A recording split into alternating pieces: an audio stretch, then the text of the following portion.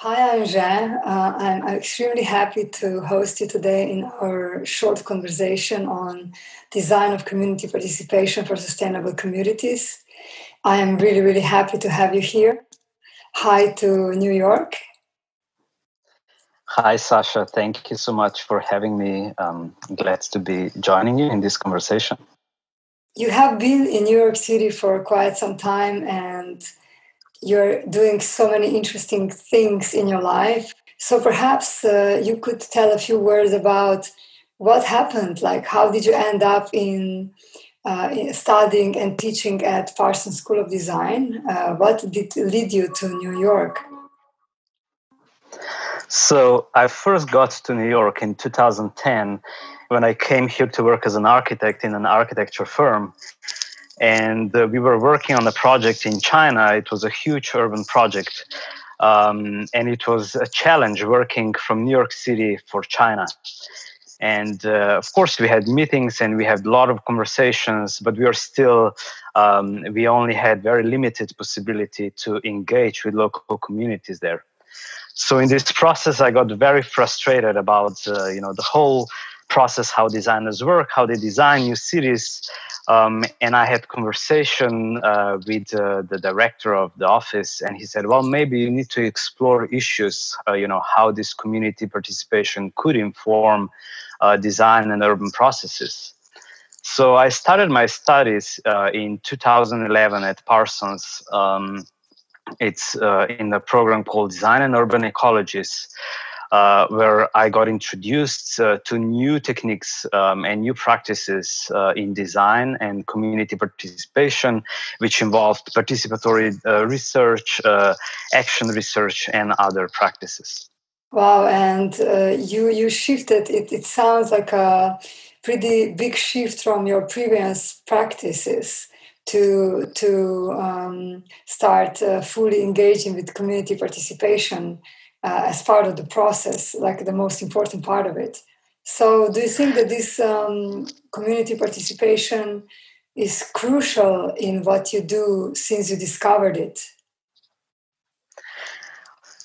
Well, I was trained as a urbanist architect in a traditional sense, where you sit at the desk and design new parts of the city, new buildings, and community participation or involvement of local communities is mostly perceived from very top-down approach. So designers go in these communities, they extract knowledge, and then they bring it back to the office. And when I got to Parsons, I was introduced to very different, approach of working in urbanism. First of all, we were invited to work with communities, and the issues that existed, they were presented to us through these community members. These community members were also extremely important partners throughout the whole process. So they were helping us in the research. They participated in the research and contributed their thoughts and comments. They also participated in the design of new proposed visions for the community. And then finally, they were really important in implementing these visions. So when I got to Parsons, I worked with many different communities. Two of them, one of them was in Sunset Park in New York City. It's predominantly immigrant Mexican community. And together we worked on a housing cooperative that would provide more affordable housing solutions for the local residents. Then in 2012, I also worked with a community in Medellin, Colombia, and with an organization called Nuestra Gente, which is working with the Theater of the Oppressed to fight drug-related violence. In these processes, I really started to understand, the value and knowledge that is embedded in these communities and how it can inform the design and also policies that govern our society. So actually, you have realized that it is not enough just to go on the streets, have some street view, extract knowledge, and go back to the office. that it is important that participation is an ongoing process throughout the whole span of your work, right? Right. So, this in community participation, we distinguish between, grassroots and top-down processes. This is the more rough, kind of distinction between two different kinds of processes. And grassroots processes are those that happen within the communities. They often happen spontaneously as a response to the conditions in the society. And on the opposite side, we have government processes, which are often top-down, highly designed, and they often limit the extent to which communities can participate in these, decision-making processes. And through my work, I really started to understand the importance of, allowing this local knowledge to allow to inform the decisions that govern, the society, that result in new policies. And these are really important also issues, that portray to sustainability. I understand that community participation is the path to sustainability. So yes, again, traditionally, sustainability is perceived as environmental sustainability.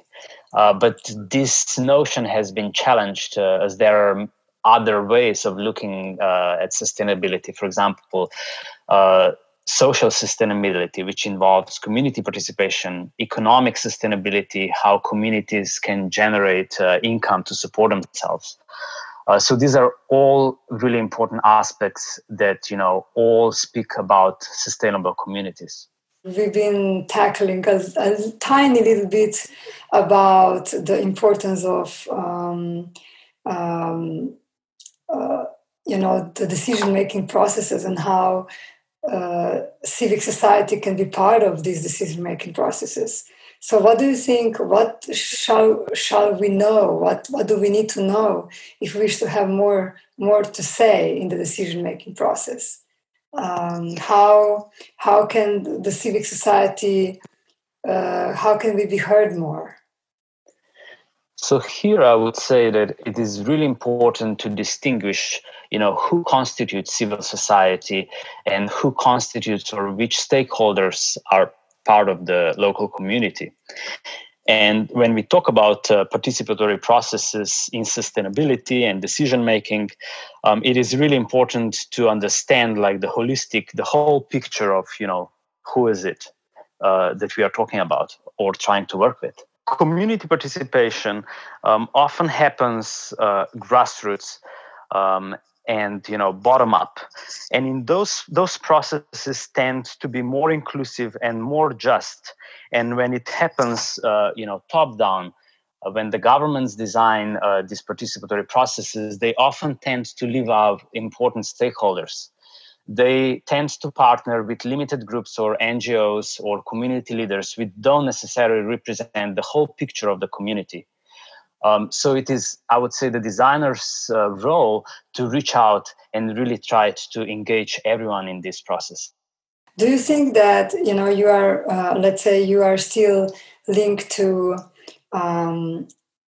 urban development and so on, and you're interested in policies? Do you think that this knowledge of community participation can be brought to other fields like, product development, service designs, and so on and so on?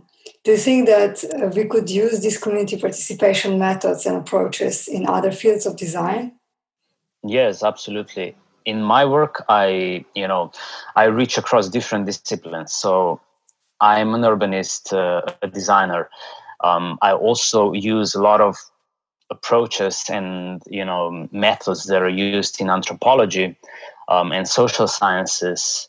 And also, I am, more recently, I'm also a policymaker. So all these different fields inform the process, that I utilize to propose new innovative solutions, new innovative, decisions and policies. And I believe that different design fields, they can all benefit from this transdisciplinary approach. So what do you think, for instance, what could be 3 practical examples that we could all easily understand that community participation can do for sustainable communities? What could be these 3 practical examples, or something that we can understand more in a practical way, what we are talking about? Yes, of course. So there are definitely, several stands that, or outcomes that result from community participation. I would argue that, we have better and more informed policies and more democratic decision-making processes. Then also we have more just and better provision of public resources and infrastructure for provision of these resources.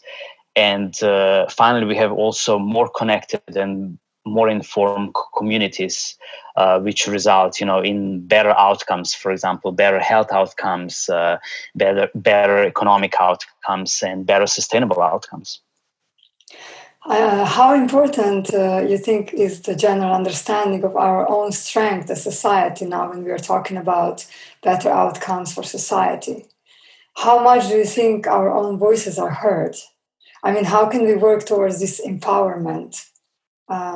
Is community participation one way of approaching the strength, our own strength?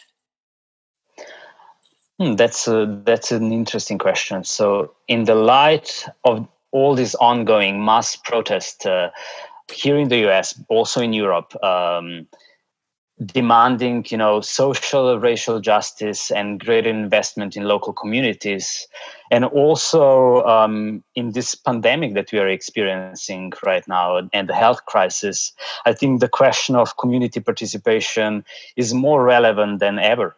When CP or community participation is properly implemented, it can achieve, change of policies and practices, and can result in more resilient and sustainable communities. And throughout this course that we are going to have, we will touch on the issues of design, of community participation in decision-making processes, and address the power struggles in new ways that combine urban design, policy research methods, and new urban practices. You have so much, theoretical and practical knowledge in one. You've been exposed to so many different practices and projects in many different places, from Slovenia in Design Biotop last year to the States, to Africa and other places. And you've seen so many different realities that are coming out or coming together through your practices. So how do you think that this knowledge can become more practical? How can we bring this knowledge as designers? How can we bring it more into our daily practice? Yeah, it is extremely important to create a bridge between theory and practice. And this is an often heard critique that, theory is disconnected from what is happening on the ground. And, through my work, I've experienced, or what I've tried to do is, to connect these two, different aspects. I do this through my urban practice. So again, I think community participation is one crucial method in creating this bridge, because it involves, as I said, theory that is generated in universities with local knowledge that exists on the ground. And through workshops that I've utilized in my work, I've been able to connect and make the bridge between the two. So, for example, when we work or we work on a new water filtration system in Nigeria, in Lagos, it is extremely important for me to understand what are the local conditions, desires, and need of these communities, and that will result in a new proposed way and solution for water filtration. It is not something that comes from my drawing table, disconnected from people that will be utilizing and using this. But it's, heavily involving and, taking into consideration how do people practice, how do they live, how do they, what are their ways of doing things. Thank you, Anže, so much for this short conversation. And I'm really excited to announce a short course coming up soon that will explore more about community participation or further explore that topic. So thank you once again, and I hope that we will be hosting you again soon in Slovenia. Thank you so much, Sasha, and I'm looking forward to joining and meeting you all through the course, and seeing you soon.